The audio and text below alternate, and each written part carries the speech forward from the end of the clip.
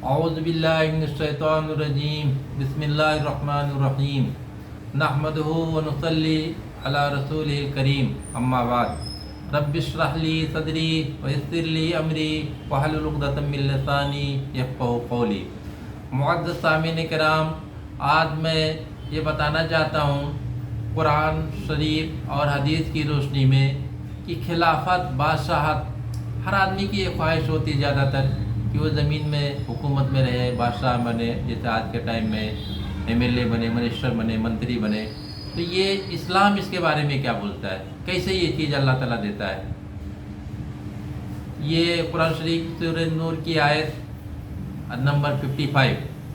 اعوذ باللہ من الشیطان الرجیم بسم اللہ الرحمن الرحیم وعد اللہ الذین آمنوا منکم وعملوا الصالحات لیستخلفنہم فی الارض کما استخلف الذین من قبلہم۔ اللہ کا وعدہ ہے تم میں سے ان لوگوں کے لیے کہ ہم ضرور بضرور خلیفہ بنائیں گے جیسے کہ پہلے لوگوں کو بنایا، لیکن اس کی شرط کیا ہے؟ ایمان اور عمل صالح۔ اور ایمان اور عمل صالح، نیک کام، ایمان اللہ پہ یقین رکھنا ہے، سب کو معلوم ہے۔ عمل صالح اور ایمان، یہ دونوں چیزوں کی شرط رکھی اللہ تعالیٰ نے۔ آج دنیا میں کروڑوں نہیں اربوں مومن ہیں اور کتنے نیک کام کرنے والے ہیں، لیکن وہ ایمان اور عمل صالح کیا ہے، اس کا معیار کیا ہوگا، وہ اللہ کے نبی صلی اللہ علیہ وسلم سے اور صحابہ کرام سے ہم کو حاصل کرنا پڑے گا۔ اور عمل صالح میں سب سے نیک کام ہے اچھا اخلاق، جو ہے وہ میزان پہ سب سے بھاری رہے گا۔ حدیث میں ہے، اللہ کے نبی صلی اللہ علیہ وسلم نے فرمایا ہے کہ ان المؤمن لیدرک بحسن خلقہ درجۃ قائم اللیل وصائم النہار۔ بے شک مومن آدمی اپنے اچھے اخلاق سے وہ مرتبہ، وہ مقام حاصل کر لیتا ہے جو دوسرا آدمی دن بھر روزہ رکھ کے رات بھر نمازیں پڑھے۔ میزان میں سب سے بھاری جو وزن کرنے والی چیز رہے گی، نیکی کی طرف جو پلہ بھاری پڑے گا، وہ اچھا اخلاق رہے گا۔ اخلاق ہی سے انسان کا سمجھ میں آتا ہے، وہ کتنا بھی نماز کرتا ہو، روزہ کرتا ہو، حج، زکوٰۃ، جہاد سب نیکیاں کرتے ہیں، لیکن اس کا اخلاق اچھا نہیں ہے تو زیرو، فیل، بیکار ہے۔ تو اللہ کے نبی صلی اللہ علیہ وسلم کا اخلاق کیا تھا، ایک مثال میں چھوٹی سی دیتا ہوں۔ اللہ کے پیارے نبی صلی اللہ علیہ وسلم کے گھر پہ ایک مہمان آیا، وہ مہمان مسلم بھی نہیں تھا، منافق تھے یا کافر تھے۔ تو اللہ کے نبی صلی اللہ علیہ وسلم کے پاس آپ صلی اللہ علیہ وسلم مال دولت تو بہت آتا تھا، لیکن اپنے گھر پہ کچھ رکھتے نہیں تھے۔ تو اپنے ہی برتن میں آپ صلی اللہ علیہ وسلم نے ان کو کھانا کھلایا اور اپنا ہی بستر لے جا کے ان کو بچھا دیا۔ مہمان کی عزت کرنا اسلام میں فرض ہے، مہمان کوئی بھی ہو، ذات دھرم ہم کو نہیں دیکھنا، مہمان تو مہمان۔ تو اللہ کے نبی صلی اللہ علیہ وسلم نے اپنا بستر بچھا دیا اور رات میں وہ ان کو اس میں پیخانہ کر دیے، جان بوجھ کے، اللہ جانے یا غلطی سے سونے میں ہو گیا اور ڈر کے رات ہی میں بھاگ گئے۔ اس کے بعد صبح اللہ کے پیارے نبی صلی اللہ علیہ وسلم تو قربان جائیے کہ اللہ کے پیارے نبی صلی اللہ علیہ وسلم وہ گندگی خود اپنے ہاتھ سے صاف کر رہے ہیں۔ صحابہ کرام پوچھے کیا اللہ کے نبی صلی اللہ علیہ وسلم آپ وہ گندگی صاف کر رہے ہیں اس کی؟ تو اللہ ہی ہم کر دیں۔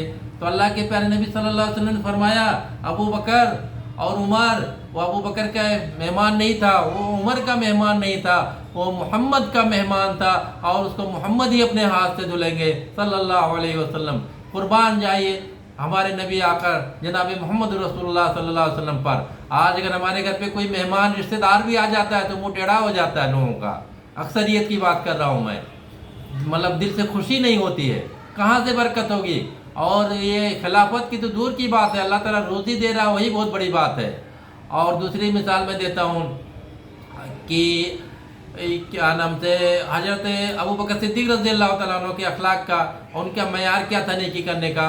جب اللہ کے نبی صلی اللہ علیہ وسلم کے ساتھ ہجرت کر رہے تھے تو غار ثور میں آپ صلی اللہ علیہ وسلم ان کے سر، اپنا سر مبارک جو ہے ان کے ران پہ رکھے ہوئے آرام فرما رہے تھے، سو رہے تھے۔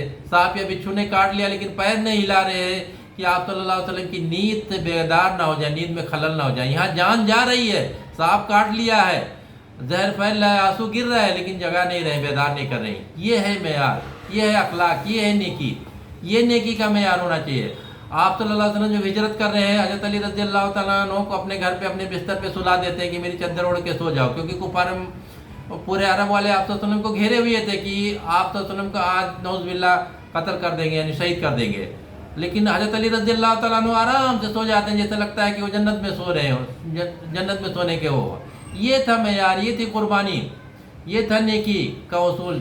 اللہ ताला ने हज़रत अबू बकर आप सल्लल्लाहु अलैहि वसल्लम को खलीफा बनाया, हज़रत अबू बकर सिद्दीक़ रज़ी अल्लाह तआला अन्हु को बनाया, हज़रत उमर फारूक, हज़रत अली रज़ी अल्लाह तआला अन्हु, हज़रत उस्मान गनी रज़ी अल्लाह तआला अन्हु को, हज़रत उस्मान गनी रज़ी अल्लाह तआला अन्हु को अल्लाह ताला ने गनी बनाया था, उनका बहुत ज़्यादा माल और दौलत दिया था। कितनी बार वो कितने रुपया, अरबों खरबों रुपया इस्लाम की राह में कुर्बान कर दिए। अल्लाह की राह में सब पूरा माल दौलत अल्लाह के नबी सल्लल्लाहु अलैहि वसल्लम के पास लेके खिदमत में हाजिर हो जाते थे। अल्लाह के नबी सल्लल्लाहु अलैहि वसल्लम ने उनको कई बार जन्नत की खुशखबरी दी दुनिया में। हज़रत उमर फारूक रज़ी अल्लाह तआला अन्हु के ले लीजिए, उनका अखलाक क्या था। जब वो बैतुल मुक़द्दस फतेह हुआ, आधी दुनिया फतेह हो चुकी थी उनके ज़माने में, आधी दुनिया के वो बादशाह थे, तो बैतुल मुक़द्दस फतेह हो गई थी, एक ही सवारी थी। तो उन्होंने फैसला किया हज़रत उमर फारूक रज़ी अल्लाह तआला अन्हु ने कि कुछ 1 किलोमीटर या 1 मील तुम गुलाम बैठेगा सवारी पे, 1 मील मैं बैठूंगा। लास्ट में जब वहाँ पहुँचने का वक्त आया तो गुलाम की बारी थी सवारी पे बैठने की, तो हज़रत उमर फारूक रज़ी अल्लाह तआला अन्हु ने कहा कि नहीं तुम ही सवारी पे बैठोगे। गुलाम ने अर्ज़ किया अमीरुल मोमिनीन आप बैठिए, नहीं तो मुझे सब लोग खलीफा समझेंगे। बोले नहीं तुम्हारी बारी, तुम बैठोगे। ये था अदल व इंसाफ, ये थी बादशाहत, ये थी खिलाफत। उसके बाद हज़रत उमर फारूक रज़ी अल्लाह तआला अन्हु आगे और चाबी लिए बैतुल मुक़द्दस की। तो ये मेयार होना चाहिए हमारा। हज़रत उस्मान गनी रज़ी अल्लाह तआला अन्हु बादशाह रहे, हज़रत उमर फारूक रज़ी अल्लाह तआला अन्हु का इंसाफ देखिए, हज़रत अली, ये सब हमारे लिए खुलफाए राशिदीन नमूना है। जब ये मेयार पैदा होगा हमारे अंदर ईमान और अमल सालेह का, तो अल्लाह ताला हमको हुकूमत देगा, हमको सल्तनत देगा।